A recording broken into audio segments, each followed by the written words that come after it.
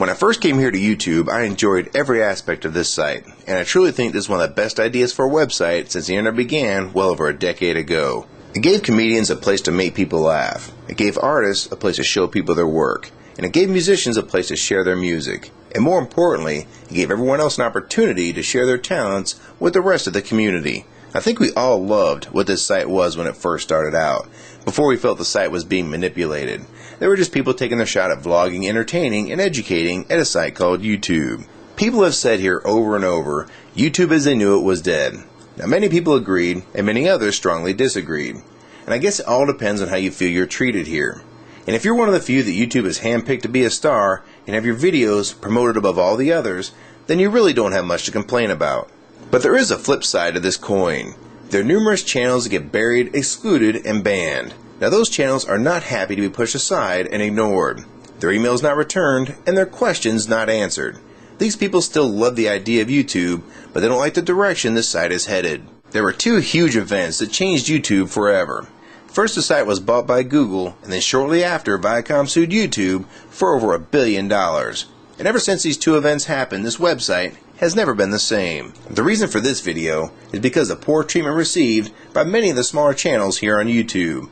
And by smaller, I'm talking most channels that are under 20,000 subscribers and those that are not YouTube partners. As most of you know, a video of mine was removed due to a false copyright claim by Viacom. Only to find out later that Viacom apparently didn't even issue the takedown order. Now this is a problem on many levels. First of all, for YouTube to have a system so flawed that anyone with a generic email address can get a video removed is very troubling. Second of all, to think that this system would allow someone to falsely represent a company in filing such a claim as to show their name in the takedown notice should be very troubling to any company out there that could be falsely accused of taking a video down. So what this video is about is reforming the way copyright claims will be handled by YouTube. There must be Dmca reform here on YouTube immediately. Here's how it can be done to protect both the YouTube users and the copyright holders themselves.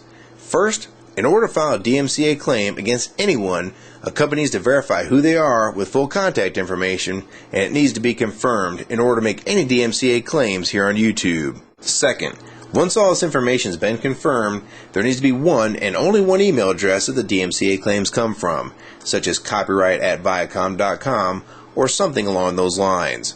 Third, there needs to be a user ID number that consists of letters and numbers that's unique to that company, like xviacom11 for example.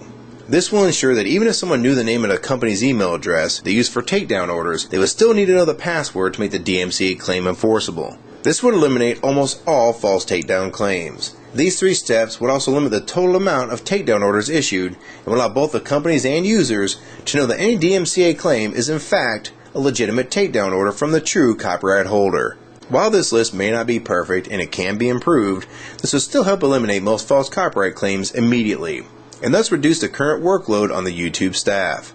And judging from my own personal experience here, I have to believe there are a lot more false copyright claims made than people think. Judging from YouTube's response to the video Viacom vs. You, which had never been confused with a copyright infringing video, their policy is just to assume full guilt on the accused and impose the harshest of penalties without even checking to see if in fact the video is infringing on the copyright of the original holders. So if you want to try to help fix this problem and let YouTube know you think the system is broken, throw a comment on this video, even if something small like the word support or agree. Also rate and favorite this video and share it with your friends, and most importantly, if you have a legitimate story of a false copyright claim, make a video response and let people know your story. People need to know how big of a problem this is here on YouTube. I just want to thank you all for supporting my channel, and I'll leave this subject in your hands now. It will be up to the YouTube community to tell their own story on videos and channels that have been wrongfully suspended or banned by YouTube. On a final note, the reason why I spent so much time on this subject was because if they can remove videos for any reason at all without justification, what will be the point of even making more videos here on YouTube? Making videos is a lot of work.